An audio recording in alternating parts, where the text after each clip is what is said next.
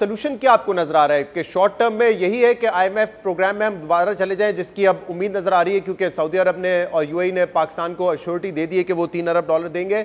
इसके बाद IMF programme बहाल हो जाए, स्टाफ लेवल एग्रीमेंट हो जाए, कुछ डॉलर्स मिल जाए, फिर कुछ जो मल्टी लैटरल एजेंसीज हैं वो पाकिस्तान को पैसे दे दे, रिजर्व्स बढ़ने लगे, तो इससे क्या जो इम्पोर्ट के मसाइल हैं, एलसीज के मसाइल हैं, वो भी हल हो जाएंगे, चीज़ें नॉर्मलाइज हो जाएंगी। आपके ख्याल में यही सोल्यूशन है इस वक्त?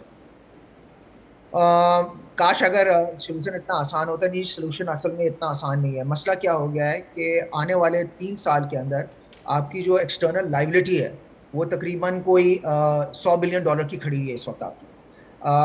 अगर आपके जो फ्रेंडली कंट्री से पैसे आपको $2-3-4 बिलियन आ जाए, IMF स्टाफ लेवल एग्रीमेंट हो भी जाए तो $1 बिलियन वहाँ पर आ जाएगा, तो आपके मैक्सिमम रिजर्व आज $4 बिलियन के ऊपर है, तो वो तकरीबन 8 से 10 के ऊपर चले जाएंगे। आपका मसला उससे हल नहीं होगा, बिकॉज आपकी जो डेट रीपेमेंट है वो बहुत बड़ी खड़ी हुई है।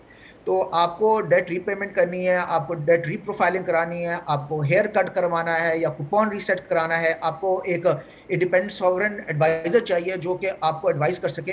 तो ये मसला इतना आसान है, काफ़ी गंभीर है, बट इन तमाम मामलात भी हल हो सकते हैं। उसके लिए ज़रूरी है कि गवर्नमेंट डायलॉग करे। इस वक्त गवर्नमेंट डायलॉग बिल्कुल भी नहीं कर रही है। बिजनेस कम्युनिटी के साथ इस वक्त तकरीबन डेडलॉक है, कम्युनिकेशन नहीं हो रही है। तमाम मामलात का हल जो है वो कोई ना कोई निकल आता है अगर हम टेबल पे बैठ के एक दूसरे से कॉन्वर्सेशन करें।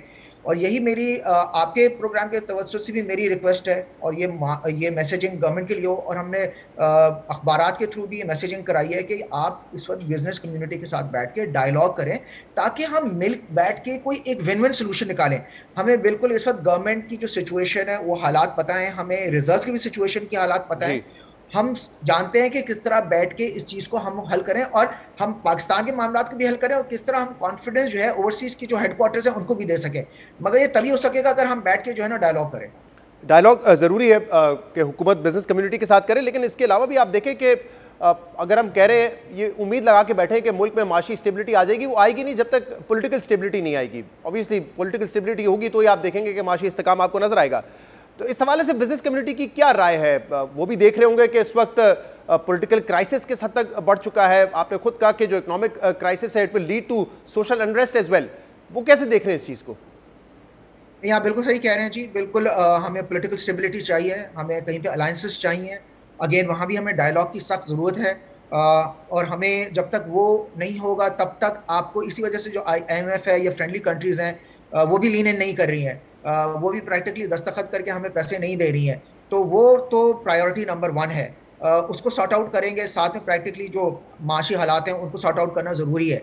तो अगेन मेरे ख्याल में हमें एज अ थिंक टैंक बैठ के मिलने की ज़रूरत है। हर जगह पे हमें डायलॉग की ज़रूरत है, हर जगह पे हमें अलायंसेस की ज़रूरत है, भले वो इदारों के लेवल के ऊपर हो, वो पॉलिटिकल लेवल के ऊपर हो, या वो प्रैक्टिकली बिजनेस फ्रंट के ऊपर हो।